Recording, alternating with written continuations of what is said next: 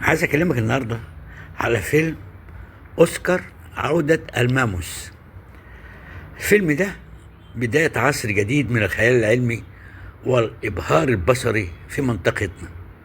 الفيلم من إخراج أستاذ هشام الرشيدي، وأول فيلم عربي بيدخل مجال أفلام الوحوش العملاقة اللي كانت بتسيطر عليها دايما هوليوود، زي فيلم كينج كونج.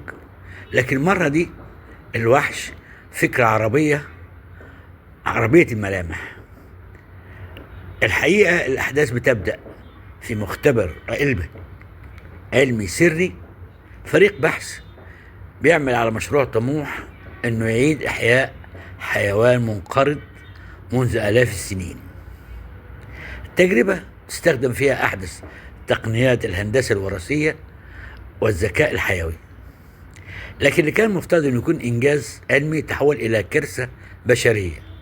خرج الماموس عن السيطرة وبدأ في النمو السريع داخل مدينة القاهرة، لتنقلب الشوارع بقى إلى ساحة مطاردات ومواجهات بين العلم والطبيعة، وبين الطموح الإنساني وقوة المجهول.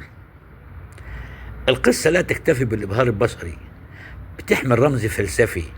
حين يتجاوز الإنسان حدود المعرفة قد يوقظ قوة لا يمكنه السيطرة عليها.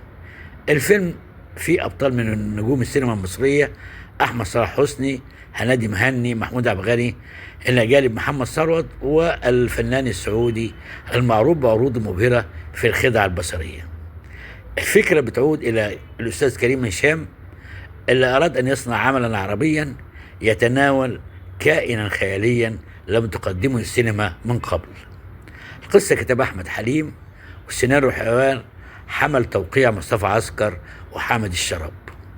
الفيلم ده استغرق تطوير عمله عام كامل، والتصوير استمر سنتين. عايز اقول لك ان الفيلم رغم انه بيقدم كائن خرافي ضخم، الا انه لا يغفل البعد الانساني. الماموس هنا مش مجرد وحش مدمر، كائن ضائع بين الماضي والحاضر، بيحمل في عينيه دهشة المولود وغضب المخلوق الذي لم يختار العودة أبدا.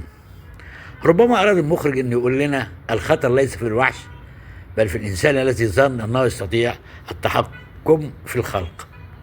حبيت أقول لك على فيلم كويس الناس شكرت فيه، والسينما المصرية أثبتت إنها مش دراما اجتماعية بس، لا، دي قادرة على أن تنافس هوليوود وتنجب وحشا عربيا.